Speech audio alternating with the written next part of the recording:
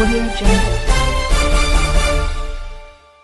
අයිබෝවන් සුබ දවසක් සිළුම ශ්‍රී ලාංකිකයන්ට. ලංකාවට යන්න බලාගෙන ඉන්න විදේශගත ශ්‍රමිකයෝ ගොඩක් ඉන්නවා මැද පෙරදිග. මේ ප්‍රශ්නේ ගොඩක් සෞදි අයට නැහැ. හැබැයි මිල ප්‍රශ්නේ තියෙනවා. සෞදි අයට නැහැ කියන්නත් බෑ. මිල ප්‍රශ්නේ තියෙනවා. ඩුබායි අයටත් නැහැ. එයාලටත් මිල ප්‍රශ්නේ තියෙනවා.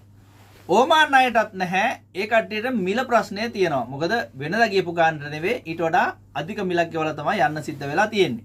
ඒ ප්‍රශ්නේ තියෙනවා. ඉතින් අපි සාකච්ඡා කරා අපේ බහරේන් වල ඉන්න.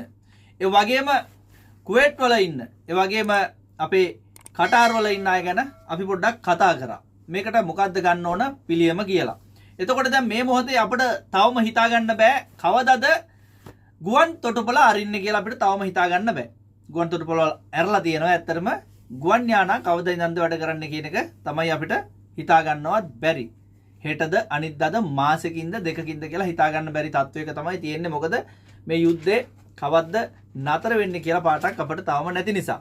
ඉතින් අපි සාකච්ඡා කරා අඩුම තරමේ අපිට සෞදියට ගිහිලා යන්න පුළුවන් ක්‍රමවේදයක් අපි හදන්න පුළුවන්. ඒක ඊටම ලේසි ක්‍රමයක්. ඒ වගේම පහසු ක්‍රමයක් හැටියට අපිට හදන්න පුළුවන්. මේක රාජතාන්ත්‍රික මැදිහත් වීමක් අවශ්‍යයි. හරි? විදේශ සේවා නියුක්ති කාර්යාංශය අරගෙන බැලුවොත් එයාලගේ ප්‍රවෘත්ති සාකච්ඡා අරගෙන බැලුවොත් එයාලගේ වෙබ් අඩවි වලට එයාලගේ පේජ් වලට ගිහිල්ලා බැලුවොත් තියෙන්නේ මොනවද? අන්න එයාලා සියලුම සහන සලසන්න විදේශගත ශ්‍රමිකයන් සම්බන්ධයෙන් සියලුම වැඩපිළිවෙළ වල සකස් කරලා අවසන්ලු. වැඩපිළිවෙළ මොකද්ද කියලා දන්න සකස් කරලා අවසන්ලු. අපිට සකස් කරන්න ඕනේ නැහැ. කිසිම දෙයක් සකස් කරන්න අවශ්‍ය නැහැ. අපි ඉල්ලන්නේ එකම දෙයක් සකස් කරන්නකෝ. අපි කියන්න මොකද්ද කියලා එකම දේ තමයි ඉන්දියාවට දැන් උදාහරණයකට මම ගත්තොත් කුවේට් එකේ ඉඳන් ඉන්දියාවට යන්න ඩිනාර් 260යි ගන්න. එන්න 180යි. හරිද? අපට 450යි. හරිද? අපට 450යි. එතකොට මේකට මැදිහත් වෙන්න පුළුවන්. අපි ශ්‍රී ලංකන් එයාලයින්ස් එකත් එක්ක කතා කරාට පස්සේ කිව්වා ඇත්තටම එයාලට ප්‍රශ්නයක් නැහැ. එයාලා මේක හොයලා බලලා තියෙනවා, කතා කරලා තියෙනවා. එයාලට තියෙන ප්‍රශ්නේ මොකද්ද? වීසා ප්‍රශ්නේ. දැන් කුවේට් එකේ ඉඳන් යනවනම්, කටාර් එකේ ඉඳන් යනවනම්, බහරේන් ඉන්න කට්ටියට යනවනම් සෞදියට ගිහිල්ලා යන්න ඕන. එතකොට දැන් මේක සූන් වීසා තියෙන එළිය වැඩ කරන කට්ටියට මේක ගැටලුවක් නැහැ. එයාලටම වීසා ඇප්ලයි කරලා යන්න පුළුවන්. නමුත් කාන්තාවන්ට විශේෂයෙන්ම ගෘහ සේවයේ යෙදෙන කට්ටියට එයාලා ඉන්නේ තවත් ස්පොන්සර් කෙනෙක් යටතේ. එතකොට එයාගේ අවසරය අනුමැතිය අවශ්‍යයි. එයාලා තමයි මේ වීසා එක දාලා දෙන්න ඕන. ඒ නිසා මෙතන වීසා ප්‍රශ්නයක් තියෙනවා. ඉතින් අපි ඉල්ලන්නේ විදේශ සේවා නියුක්ති කාර්යාංශයට. එතකොට ওই තානාපති කාර්යාලවල ඒ නිලධාරීන් අපි ඉල්ලනවා පුළුවන් නම් මෙන්න මේකට මැදිහත් වීමක් කරන්න. රාජතාන්ත්‍රික මට්ටමින් මැදිහත් වීමක් කරන්න. විදේශ කටයුතු ඇමතුමා විජිත හේරත් අවුදරයට පුළුවන් මේක මැදිහත් වෙලා කටයුතු කරන්න. ඒක ඉල්ලන්න. ඒ ඉල්ලීම ඉෂ්ට කරන්න පුළුවන් නම් අපේ මේ හිර වෙලා ඉන්න සහෝදර සහෝදරයන්ට යන්න ලංකාවට යන්න ලොකු සහනයක්. මොකද අවුරුදු 2 ඉවර කරපු කට්ටිය ඕන තරම් ඉන්නවා. ඒ වගේම අසනීප තත්වයෙන් ඉන්න කට්ටිය ඕන තරම් ඉන්නවා. හරි? එහෙම ගොඩාක් අත්‍යවශ්‍ය කාරණා යෙදිච්ච කට්ටිය ගොඩක් අය ඉන්නවා. ඒ කට්ටියට හරි මේක සහනයක්. එතකොට සෞදියට යන්න ලොකු ප්‍රශ්නයක් නැහැ. මම ඇහුවා ශ්‍රී ලංකන් එයාලයින්ස් එක්ක. ඊට පස්සේ කිව්වා දමාම් වල ඉඳන් යනවා කියලා. දමාම් එයාපෝට් එකේ ඉඳන් යන්න කුවේට් එකට ඇත්තටම දමාම් එයාපෝට් එක ළඟයි. ඒ වගේම බහරේන් එකට ළඟයි. ගොඩක් ළඟයි. ඒ නිසා බෝඩර් ක්‍රොස් කරන්න විතරයි තියෙන්නේ. ඒ වීසා කටයුතු සම්බන්ධයෙන් මැදිහත් වීමක් වෙන්න පුළුවන් නම් විදේශ සේවා නීති කාර්යාංශයට, ඒ වගේම විදේශ කටයුතු අමාත්‍යාංශයට, ඒ වගේම තානාපති කාර්යාලවලට අන්න ඒක තමයි හොඳම මැදිහත් වීම. එහෙම නැතුව මේ රටවල් වල ඉන්න හැම මිනිස්සෙක්ම යන්න බලාගෙනත් නැහැ, බයනුත් නැහැ. හරි? මේ මොහොතේ අර ගෙවල් වල හිර වෙලා අවුරුදු 2 අවසන් කරලා ලංකාවට බඩු ටික දාලා ලංකාවට බඩු සමහරක් ඒවා ගිහිල්ලා සමහරක් තාම නැව්වල හිර වෙලා ඒ කට්ටිය යන්න සූදානම් වෙලා ඉන්න අය. අන්න ඒ කට්ටියට පුළුවන් නම් සහනයක් අරගෙන දෙන්න. ඒක තමයි මේ මොහොතේ කළ යුතු දේ. එහෙම නැතුව ඔයාලා මොන ප්‍රවෘත්ති සාකච්ඡා තිබුණත් වැඩකුත් නැහැ. මොකද යන්න කවුරුවත් සූදානමක් නැහැ. මේ රටවල් නිකම්ම මේ හිස් භූමි බවට පත් වෙන්නේ නැහැ. ඔය ඉන්න රටවල් වල හැම හවුස්මේට් කෙනෙක්ම හැම ශ්‍රමිකයෙක්ම ගෙන්න ගන්න කටයුතු කරන්න හැම අවශ්‍යතාවයක් උදා වෙන්නේ නැහැ. මේක කොයි මොහොතේ හරි නතර වෙනවා. මේ විදිහට මේක පරස්සම් වෙවි ඉන්න එක තමයි සිද්ධ වෙන්නේ. කවුරුත් යන්න සූදානම් නැහැ. අර යන්න අවශ්‍ය කට්ටියට යන්න සලසවොත් ඇති. එහෙම නැතුව මේ ශ්‍රමිකයෝ ගෙන්නනවා කියලා ඔයාලා බොරු ප්‍රවෘත්ති සාකච්ඡා තියෙන එකේ කිසිම තේරුමක් නැහැ. අවශ්‍ය දේ විතරක් කරන්න. හරිද? ඒකයි අපි නිතරම කියන්නේ මේ රටවල් වල පොළොවේ පය ගහලා ඉන්න මිනිස්සුන්ගේ ඒ ජන දුක ඒ හඳුනන්නේ දන්න මිනිස්සුන්ට විතරයි. ඒක ප්‍රායෝගිකව අත්විඳින මිනිස්සුන්ට විතරයි. ওই සීතල කාමරවල ඉන්න අයට ඔක දැනෙන්නේ නැහැ. අඩුම තරමේ මේ රටවල වල ඇවිල්ලා තානාපති කාර්යාලයක හරි වැඩ කරලා තියෙනවනම් ওই මිනිස්සුන්ට ඔක ටිකක් හරි දෙන්නේ. ටිකක් හරි මේ මොහොතේ අවශ්‍ය වෙන්නේ ඒක. මොකද අධික මුදල ඉන්දියාවට යන්න පුළුවන් නම් 200ක් 260ක් වගේ සීමාවක ඇයි අපිට ඒ ගානට යන්න බැරි? යන්න බැරි හේතුව අපි දන්නවා. හරි? ඕක ශ්‍රී ලංකන් යාල අපි අහුවා අපි ඒකයි අපි හිතුවා මේක ශ්‍රී ලංකන් යාලෙන්ඩස් ඇයි මේ මොහොතේ මේක කරන්නේ නැත්තේ? අඩුම තරමේ දිනා දමාම් වල ඉඳ යන්න 200යි. මේ වීසා ප්‍රොසෙස් එකටත් එක්ක සෞදියකට යන්න තව 50ක් ගියත් 250කට යන්න පුළුවන් නේ. හරිද? එච්චර යන්නේ නැහැ මම කියන්නේ. එතකොට පොඩ්ඩක් කල්පනා කරලා බලන්න දැන් ඉස්සර අපි ගියේ කීයටද? සාමාන්‍යයෙන් සීසන් කාලෙටත් 200යි 220යි 230යිනේ ටිකට් එක ගියේ සීසන් කාලෙට යන්න. අප් ඇන්ඩ් ඩවුන් එක යණ්ඩයි එණ්ඩයි දෙකම. ඉතින් මේ මොහොතේ ඒ දැන් එන්නේ නිකන් නම් යන්න විතරයි නම් ඉන්න කට්ටිය.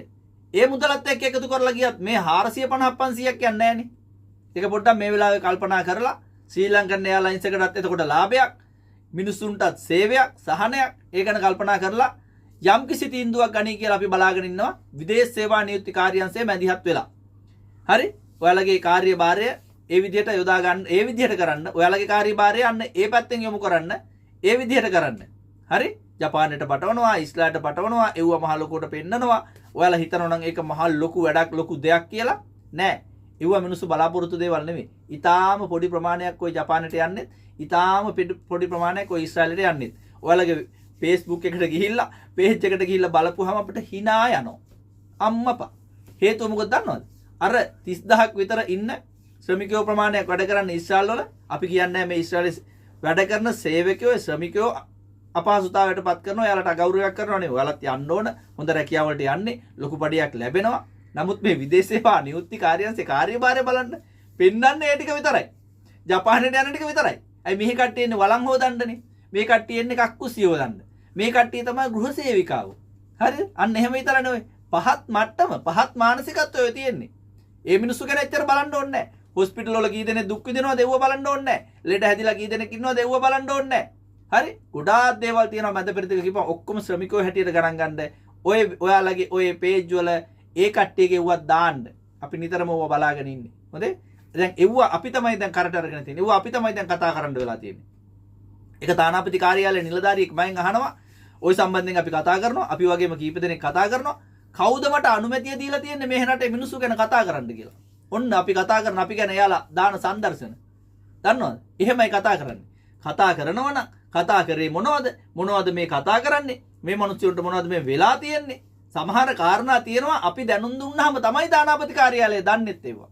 අපි දැනුම් දුන්නාම මොකද මේ රටවල වල මිනිස්සු දුක් විඳින මිනිස්සු ප්‍රශ්නයක් වුණාම හුරු වෙලා තියෙනවා මේ සමාජ සේවා කරන මිනිස්සුන්ට කියන්න. එයාලට කිව්වොත් යමක් ලැබෙයි කියලා දන්නවා. ඇයි තානාපති කාර්යාලය සමහර දැන් මේ දවස්වල නම් ඔන්න ටෙලිෆෝන් ආන්සර් කරනවා මේ ප්‍රශ්න නිසා අපි ඒවා චෙක් කරන්න බලන්න කතා කරලා තියෙනවා කට්ටිය දාලා ආන්සර් කරනවා ඕන කෙනෙකුට ප්‍රශ්නයක් තියෙනවා නම් කතා බහ කරන්න රැය වෙලා හරි ගන්නවා ඒ කට්ටිය. හේතුව තමයි දැන් ඒක රජයත් පොඩ්ඩක් බලාගෙන ඉන්නවා. නැත්තම් කෝල් එකක් දුන්නොත් එහෙම වොයිස් මැසේජ් එකක් දාන්න කියලා මැසේජ් එකක් එවන්නේ. මේ මැරිලා ඉන්න මැරෙන්න වැටිලා ඉන්න මේ මිනිස්සෙක් එහෙම ඉන්නවනම් වොයිස් මැසේජ් එකක් දාලා බලාගෙන ඉන්න ඕන. එහෙම සිද්ධි තිබුණේ සහ තියෙන්නේ. හරිද? ඒකයි. ඉතින් දැන් මේ මට්ටමට ඇවිල්ලා ඉන්නවා. දැන් හොඳයි. ඒ නිසා පොඩ්ඩක් කතා කරලා බලලා තමුන්ට ප්‍රශ්න තියෙනවා තානාපති කාර්යාලය වලට ඉදිරිපත් කරලා ඒවා විසඳ ගන්න කටයුතු කරන්න. අපි මේවා කතා කරනකොට අපෙන් අහන්නේ එයාලා ගොඩක් දුරට බොහෝ දුරට අහපු නිලධාරිය එහෙම ඉන්නවා අපිට කවුද බලය දීලා තියෙන්නේ කියලා. දේශපාලකව විවේචනය කරනවා. ජනාධිපතිවරු විවේචනය කරනවා. ඒ හොර පවුල් පිටින් අපි විවේචනය කරනවා. එතකොට අපි මේ විවේචනය කරන්න අපිට කවුරුත් බලය දීලා නැහැ. අපි පුරවැසියෝ හැටියට අපි මේ රට මේ අපේ රට අපේ ඔය රට නඩත්තු කරන පුද්ගලයෝ හැටියට අපිට කතා කරන්න අයිතියක් තියෙනවා. එක එක්කෙනාගේ අපිට අවසර අවශ්‍ය නැහැ. හරි? අපි කතා කරන දේ වැරදි නම් අන්න කතා කරන්න පුළුවන් වැරදි දේ ගැන. අපි කතා කරන්නේ නිතරම හොඳට තොරතුරු හොයලා බලලා ඇත්ත තමයි අපි කතා කරන්නේ. අපි දන්නවා අපේ ඉස්පිල්ලක් පාපිල්ලක් වැරදුනොත් අපිට කෙලින්ද බලාගෙන ඉන්න ඕන තරම් ඉන්නවා කියන්නේ අපි දන්නවා. ඒ කෙලින්ද බලාගෙන ඉන්නේ වුණොත් ඒ හොරුන්ගේ මෙවුන් කියන්නත් අපි දන්නවා. ඒකත් හොඳටම අපි දන්නවා. හොරු ගැන අපි හොඳටම දන්න නිසා ඒ හොරුන්ගේ වුණොත් අපි හොඳට දන්නවා. හරි? අපි ওই හැම තැනකම läගලාපු මිනිස්සු ඉඳලා අපි හොඳට හොරුත් දන්නවා. අපි බෙරේ සද්දෙත් දන්නවා. දොරේ සද්දෙත් දන්නවා. හරි? ඒකනේ දැන් සිද්ධ වෙලා තියෙන්නේ ලංකාවේ. කවුරුත් දන්නව ඇතිනේ. දැන් ඔය කවුරුත් දන්නවා. ඔය විදේශගත ශ්‍රමිකයෝ හොඳටම දන්නවා. ගුවන් යාන 6-7ක් ගන්න ප්ලෑන් එකක් ගහලා ඒකෙන් ලොකු කොමිස් මුදලක් අරගෙන ප්‍රංශේ එයාබස් සමාගමෙන් ඒක ඔප්පු වෙලා ඒක ලංකාවටත් ඇවිල්ලා තොරතුරු සියල්ල දීලා ඒකෙන් දඬුවනුත් විඳපු එකෙක් අද අල්ලලා තියෙනවා. ඌ අද වමාරනවා ඩොලර් මිලියන 2 කොහාටද ගියේ කියලා. ඒ දෙක ගියපු තැන ඌ දැන් අපූර්වට කියනවා. අන්න කියනකොට දැන් ඔක්කොම ඉවරයිනේ. අහුවෙලා ඉවරයි. මිලියන 2 ආපු එකත් ඔප්පු වෙලා ඉවරයි. දැන් හොයන්නේ මොකද්ද? දැන් හොයන්නේ ඒ දුන්නේ කාටද කියලා. අන්න දැන් කියනවා. අන්න දැන් වමාරනවා. හරිද? ඌව මේ එසේ මෙසේ දේවල් නෙමෙයි. ඉතින් අන්න ඒ හොරුන්ගේ නිලධාරි පැලන්තියක් ඉන්නවා රට රටවල් වල ලංකාවේ යම් යම් ආයතනවල. උන් කොහොමත් අපට කැමති නෑ. අපිත් එක්ක හිටගන්නේ දුප්පත් මිනිස්සු, අපිත් එක්ක හිටගන්නේ රටට ආදරය කරන මිනිස්සු, ප්‍රගතිශීලී මිනිස්සු. ඒ මිනිස්සු වෙනුවෙන් තමයි මේ කතා කරන්නේ. ඒ මිනිස්සුන්ට යම් කිසි තැනක අසාධාරණයක්, අගතියක් වෙනවා නම් ඒ වෙනුවෙන් අපි කොන්දේසි විරහිතව ඉන්නවා. ඒකයි. ඉතින් දැන් ගොඩක් තානාපති කාර්යාලත්, ගොඩක් රජයේ ආයතනත් අපි දන්නවා දැන් කෙලින් වෙලා දැන් හරියට හරි පාරේ යන්න ඇවිල්ලා තියෙනවා. ට්‍රක් එකට වැටලා තියෙනවා. ඉතින් අපි ගරු කරන්න ඕන ඒ හැම දෙයක්ම ඉදිරියට අපි හරියට ගෙනියන්න ඕන. මොකද ඉහළ සිට පහළටත්, පහළ සිට ඉහළටත් හරියාකාරව හැම කෙනෙක්ම ඒක හරියට ගියොත් තමයි අපේ රට දියුණු කරගන්න පුළුවන්. අපි බලාපොරොත්තු ඉලක්කය කරා යන්න පුළුවන්. ඉතින් ඒක මේ මොහොත වන විට සිද්ධ වෙමින් පවතිනවා. ඒක පස්සට අදින්න, කකුලෙන් අදින්න කටයුතු කරන්නේ අර පරණ හොරුන්ගේ ඉන්න ගොබිලෝ තමයි. ඉතින් මම නිරන්තරයෙන්ම කියන්නේ ඒකයි. අපිටත් විදේශගත ශ්‍රමිකයන්ගේ ප්‍රශ්න විසඳ ගන්න ගොඩක් සාකච්ඡා කරන්න, කතා කරන්න තියෙනවා. දවසින් දවස මේ ගෝලීය ප්‍රශ්න ඇවිල්ලා තියෙන නිසා තමයි අපිට මේ ප්‍රශ්න වලට මුහුණ පාන්න සිද්ධ වෙලා තියෙන්නේ. අපේ ආදරණීය සහෝදර සහෝදරයන්ට අපි කියන්නේ ඒකයි. නිරන්තරයෙන්ම මේ දේවල් ඔයාලගේ යාළුවෝ දැනුවත් කරන්න. ඔයාලත් දැනුවත් වෙන්න. අපි නිරන්තරයෙන් කතා කරන්නේ ඒකයි. මේ ප්‍රශ්නේ ඇත්තටම ලංකාවට යන්න දැන් මෙවුව බලන ඔයාලා ගොඩක් කට්ටිය ඔය රටවල් විශේෂයෙන්ම ඔය සෞදියේ පවා, සෞදිය කියන්නේ මැද පෙරදිග ඉන්න සියලුම රටවල් වලට දැන් මේ මිල ප්‍රශ්නේ තියෙනවා. මිල ප්‍රශ්නේ කොහොමද තියෙනවක ටික දවසක් යනකම් මේ යුද්ධෙත් එක්ක අර ඉස්සර ගියපු විදිහටම ගුවන් ගමන් නැහැ දැන්. ඒ අඩු නිසා යන්නේ සීමිත ප්‍රමාණයක් නිසා ඔය හැම රටකටම මිල වැඩි. ඒක අපි දන්නවා. ඉතින් ගොඩක් ගෙවල් වල ඉන්න හාම්පුතාලා හොඳ වුණාට බහුතරයක් ගෙවල් තියෙන්නේ ඔයාලගේ සාමාන්‍ය ටිකට් එකවත් එයාලා හරි වෙලාවට දෙන්නේ නැති ප්‍රශ්නයක මේ වගේ අධික මුදලක් වැය කරලා යවන්නේ නැහැ. ඒ නිසා ඉතින් අර යන්න පුළුවන් කෙනෙකුට හරි යන්න, නිදහසේ යන්න, සෞදියට ගිහිල්ලා යන්න මේ මොහොතේ ඒ වැඩ පිළිවෙල සකස් කරන්න කියන එක අපි තානාපති කාර්යාලවලත් ඒ වගේම ඒ නිලධාරීන්ගෙන් විදේශ සේවා නියුක්ති කාර්යාංශයත් විදේශ කටයුතු අමාත්‍යාංශයටත් මැදිහත් වෙලා රාජතාන්ත්‍රික මට්ටමින් ඒ වීසා ප්‍රශ්නේ විසඳන්න. වෙන මොකුත් ප්‍රශ්නයක් නැහැ. අපි ශ්‍රී ලංකන් එකත් එක්ක කතා කරනකොට කිව්වේ වීසා ප්‍රශ්නේ තමයි තියෙන්නේ. ඒක යාලට ගන්න බෑ කියලා. ශ්‍රී ලංකාවට විශේෂයෙන් දෙන්නේ නැහැ කියලාත් දැනගන්න ලැබුණා. ඉතින් ඒක ගොඩක් දුරට අර තවත් ස්පොන්සර් කෙනෙක් යටතේ ඉන්න නිසා තමයි ඔය හවුස් මීට්ලට, හවුස් ඩ්‍රයිවර්ලට ඒක තියෙන්නේ. ගොඩක් ඉන්නේ ඒ කට්ටිය නිසා අපි ගැන මේ කතා කරන්නේ. ඉතින් එළියේ ඉන්න කට්ටියට නම් දැන් සාමාන්‍යයෙන් අපිට හිතුනොත් එහෙම සෞදියට වීසා එකක් ගහගෙන සෞදි යන්න සාමාන්‍යයෙන් අපිට ඒක බැරි කමක් නැහැ. සූන් වීසා තියෙන කට්ටියට. ඉතින් ඒක බහරෙන් වලටත්, කටාර් වලටත්, කුවේට් වලටත් තමයි ප්‍රශ්නේ තියෙන්නේ. ওই රටවල් තුනෙන් තමයි තවම ඩිරෙක්ට් ගුවන් ගමන් නැත්තේ. එහෙම තිබුණා නම් සාමාන්‍යයෙන් මේක ටිකක් අඩු වෙනවා. ඉතින් බලමු අපි මේ ගැන සාකච්ඡා කරයිද කියලා. අපි මේක අදාළ තැන් දැනුවත් කරනවා. ඇමතිවරුන්ටත් අපි යවනවා. බලමු ඉතින් අපිට කරන්න පුළුවන් දේ ඒක. අපි බලමු. ওই මොන දේ කරත් අපේ රටේ ඊටාම සීමිත ගුවන් යාන ප්‍රමාණයක් තියෙන කියන එකත් මතක තියාගන්න. අවුරුදු 76ක් බංකොලොත් කරපු රටක් තමයි අපිට ලැබුණේ කියන එකත් මතක තියාගන්න. හරිද? ඒකට අවශ්‍ය ගුවන් යාන ගන්න ගිහිල්ලා තමයි අද ඔය රාජපක්ෂ කියන මහා එකා හිර වෙලා ඉන්නේ. හරි? ඒක මේ ඔප්පු වෙච්ච නඩුවක්. සල්ලි දුන්නේම විතරයි දැන් හොයන්නේ. නඩුව ඔප්පු වෙලා ඉවරයි උංග කොමිස් ගත්තා කියලා. එයා බස් සමාගමේ. ඒක මෙහෙත් නෙවෙයි ලංකාවේ නෙවෙයි. අංශා අධිකරණයෙන් තමයි ඒවා තීරණය කරලා තියෙන්නේ. හරි? ඒවා තීරණය කළා රජයට සම්පූර්ණ විස්තර දීලා තියෙනවා මේ වෙනකොට. ඒක තමයි ඔය අත්අඩංගුවේ ඉන්නේ.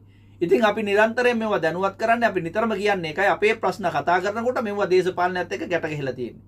හරි? ඔයාලව රටකට එන්නේ, ඔයාලව රටකට එන එක හොඳට මතක තියාගන්න. ඔය ඒජන්සි හරහා එන්නේ. ඔය ඒජන්සි දේශපාලනයට ගැට ගහලා තියෙන්නේ. ඒ ඒජන්සි වල බලපත්‍රයේ දේශපාලනයත් එක්ක ගැට ගහලා තියෙන්නේ. ඒ කට්ටිය දේශපාලකයොත් එක්ක ගැට ගහලා තියෙන්නේ. එතකොට තානාපති කාර්යාලවල බොහෝ නිලධාරි දේශපාලකයොත් එක්ක ගැට ගහලා ඉන්නේ. බොහෝ නිලධාරි හැමෝම නෙවෙයි, බොහෝ නිලධාරි ගැට ගහලා තියෙන්නේ. අපි දන්නවනේ. අපි වගේ හිටපු හින්දා, läගපු හින්දා අපි හොඳට දන්නවා දේශපාලන පත්වීම් ආපු ඔය හරින් ප්‍රනාන්දු ඉන්න කාලේ කරපු අපි හොඳට දන්නවා තානාපති කාර්යාලවල. ඒ වගේම මනුස්ස නානායකාර කියන එක කරපුවා අපි හොඳට දන්නවා දේශපාලක උන්ගේ වල. හරි? ඒ වගේම හිටිය අර ඔය දැන් ඔය මේ අර සලේ වෙනුවෙන් අස්සන් ලක්ෂයක් එකතු කර යන අර සුදීස්වර බණ්ඩාර කියන එක. ඒක läගලා හිටියේ තානාපති කාර්යාලය. ඕක ශ්‍රී ලංකා නිදහස් පක්ෂයේ පොදු පෙරමුණේ මූලස්ථානයක් කරගෙන හිටියේ. අපි දන්නවා ඒවා. ඒ නිසා ඔය කියන තරම් තානාපති කාර්යාල සුදු නෑ, කළු ගොඩක් තියෙනවා. දැන් තමයි සුදු වේගන යන්නේ. අපි ඔය හොඳට දන්නවා. ඒ නිසා ඔය හැම තානාපති කාර්යාලයක්ම එහෙමයි. හැම එකක්ම ඒ විදිහට තමයි උන් හදලා තිබුණේ වුණා. පරණ හොරු, පරණ රාජපක්ෂ කල්ලිය හදලා තිබුණේ එහෙමයි. උන් සම්පූර්ණ තානාපති කාර්යාල ඒ තානාපති කාර්යාල පද්ධතියම දේශපාලනීකරණය කරලා තිබ්බේ. ඊට පස්සේ උන් ඇවිල්ලා සම්පූර්ණම අපේ රටේ සංඝ රත්නය ශාසනය තනිකර දේශපාලනීකරණය කරා. අන්තිමට නිකායක උත්පිහිටවුවා. රාජපක්ෂ නිකාය කියලා අර එක ගොබිලෙක් කියන්නේ. අපි රාජපක්ෂ නිකාය එවුන් කියලා. අන්න එහෙමයි. ශාසනය කෑවා. ඔය හැම එකක්ම කෑවා. හැම පද්ධතියක්ම කාලා දැම්මා. රටේ ජනතාව එහෙම්ම පිටින්ම මොට කෙරුවා. දැනුමෙන් මොට කෙරුවා. ඒකයි උන් අර අධ්‍යාපන ප්‍රතිසංස් කරනට වලටත් කැමති නැත්තේ. ඒ නිසා ආදරණීය සහෝදර සහෝදරයන්ට කියන්නේ මෙව අපි හැම එකක්ම හදාගෙන යන්න නම් මුලින්ම හදන්න ඕන දේශපාලනය. ඒක අපි දැන් හදලා තියෙනවා. හරි පාරට දාගෙන තියෙනවා. ඔයාලා හැමෝම එකතු වෙලා අපි හැමෝම එකතු වෙලා එක කරගත්තා. විශේෂයෙන්ම විදේශගත ශ්‍රමිකයෝ එකතු වෙලා එක කරගත්තා. එතකොට ඔයාලා දැනගන්න ඕන මේක රැක ගන්න. හරි? ඒ නිසා හොඳට මතක තියාගන්න මෙව්වට අපි තමයි ඉදිරියට යන්න ඕන. විශේෂයෙන්ම මහ ජනතාව ඉදිරියට යන්න ඕන. අපට විතරයි පුළුවන් ඒක කරන්න. හරි? ගෝඨාභය එළෙව්වෙත් මහ ජනතාවට වෙන කවුරුත් නෙමෙයිනේ නේ. අන්න ඒකයි. හදා ගන්න පුළුවන් අපට. මේ රජයේ යම්කිසි වැඩපිළිවෙලක් යනවා. ඒක හරියට අපි ගෙනියන්න අපි බල කරන්න ඕන. ඒ වගේම තමයි මේ රජයේ වරදක් තියෙනවා නම් ඒවත් අපි කතා කරන්න ඕන. හරි?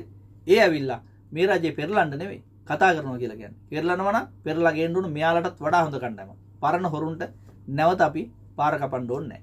විශේෂයෙන්ම විනාශ ප්‍රේමදාසලා හැම රාජපක්ෂලත් එක්ක දැන් එකතු වෙලා ගහන ගේම් වලට අපි අහු වෙන්න ඕනේ නැහැ. හරි? ඒ නිසා සියලු දෙනාට මතක් කරනවා මේ channel එක ඔයාලා කවුරුත් දන්නවා රටවිරු vlog නාලිකාව කරපු මම දැන් මේ channel එක මගේ නැහැ. හැමෝටම බලන්න මේක share කරන්න. ඒ වගේම channel එකත් තවම subscribe කරලා නැති අය ඉන්නවනම් channel එකත් subscribe කරන්න. මගේ නාලිකාව අපි මෙහෙම කතා කරන නිසාම තමයි නාලිකාවට කෙලවලා හොරු අරගෙන තියෙන්නේ. බලමු අපි ඉදිරියට අපේ කටවල් වහන්න කාටවත් බෑ. අපි ඔය නිහඬ කරන්න කාටවත් බෑ. අපි ওই දේවල් කෙරුවට. රිපෝට් ගහනවා, අපිට එක එකව කියනවා, ටෙලිෆෝන් කෝල් එනවා, තර්ජන එනවා. ඒ වගේ අපිව වළක්වන්න බෑ. හරි? එහෙමනම් එව්වට බය හිටියානම් සමහර විට අනුර කුමාරලා ජනාධිපති දක්වා එන්නේ නැහැ. මුන්නත් තරම් ප්‍රශ්න ගොඩකින්, කම්කටොළු ගොඩකින්, බාධක ගොඩකින් ඊතර වෙලාද ඔය ඇවිල්ලා දෙන්න ඔය සත්‍යෙට ඔය 100ට 3. හරි? ඒවත් මතක තියාගන්න දේශපාලන වශයෙන්. ඉතින් එහෙම නිසා එහෙමනම් හැමෝටම කියන්නේ මේ වීඩියෝ එක බලලා ෂෙයා කරන්න, යාළුවන්ටත් කියන්න. subscribe කරන්න හැමෝම. බොහොම ස්තුතියි. රැඳී සිටියට.